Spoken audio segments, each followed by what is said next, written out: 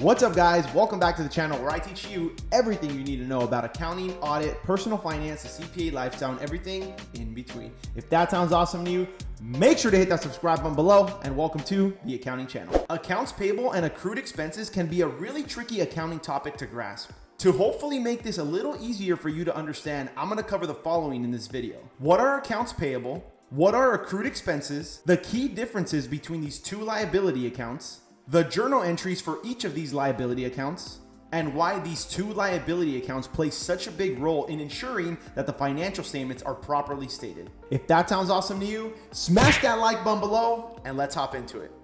Accounts payable. By definition, accounts payable is the amounts we owe to vendors or creditors for goods or services purchased on credit. This simply means that we purchase services or goods from a company or person at a predetermined price that we have not paid for yet. Our company will receive an invoice from the vendor or supplier for the goods or services performed.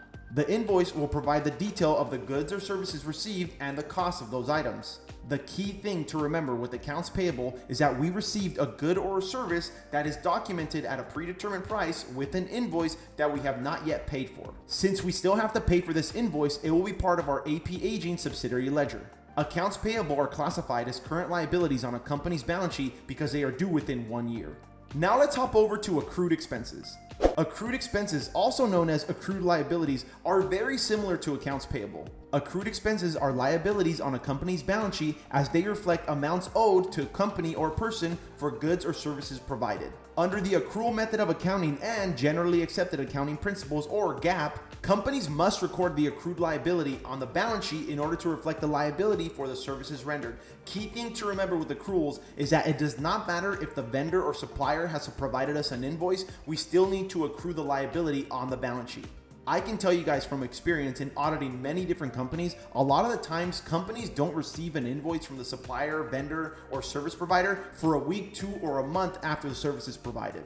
Regardless of how long it takes a vendor, supplier, or service provider to provide an invoice to a company, the company must record the balance sheet when the service is provided in order to show the users of the financial statements that we owe someone money for services provided to us.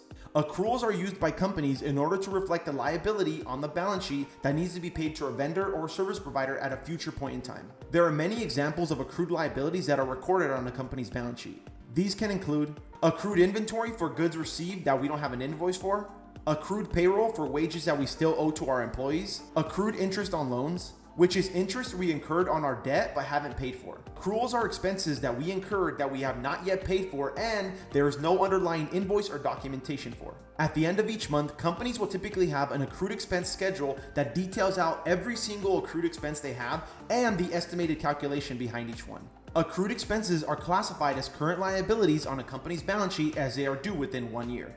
The key differences between accounts payable and accrued expenses is that accrued expenses involve estimating an amount owed to a vendor, supplier, or service provider for services rendered that we have not yet paid for. The key word with accruals is estimating. We have to estimate an expense that was provided to us and put a liability on the balance sheet. As we have not received an actual invoice for the goods or services provided to us, we need to record an accrued expense on our balance sheet to properly state that we owe someone for the goods or services rendered to us. During the month-end close process, if a good or service was provided to us, one of the following 2 things should happen. If we have an invoice for the goods or services rendered, it will be included in accounts payable and within the AP aging. If we don't have an invoice for the goods or services rendered, we will calculate an estimate to be recorded in accrued expenses. Now let's go over the journal entries for accounts payable and accrued expenses. Remember from my previous videos, knowing when to debit or credit an account is the key to understanding journal entries. To record accounts payable, expense accounts have a normal debit balance. In order to increase an expense account, we will debit this account. Accounts payable have a normal credit balance. In order to increase accounts payable, we will need to credit accounts payable. If we are buying inventory, then the debit would need to go to inventory and a credit to accounts payable, not expense. Capitalizing certain assets on the balance sheet instead of directly expensing them can be a little bit of a tricky topic, so let me know in the comments below. I can get into why exactly we would capitalize certain assets and why other things should be directly expensed. Let's now get into what happens when we actually pay for the accounts payable. When we make a payment, we will debit accounts payable and credit cash. Once we pay for the goods or services, what exactly do we have left in our financials? We have no liability left on our financials because we paid for it. Our cash on hand is now lower because we used the cash we had to pay for the expense. And lastly, the expense we initially recorded when we debited an expense and credited accounts payable will end up in our net income or net loss, which will then flow into our retained earnings.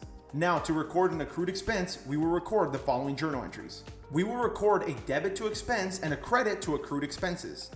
Remember, for accrued expenses, we don't have an invoice yet, so we need to estimate how much we're going to record for the accrued expense liability. When we make the payment for the accrual, we will now record the following.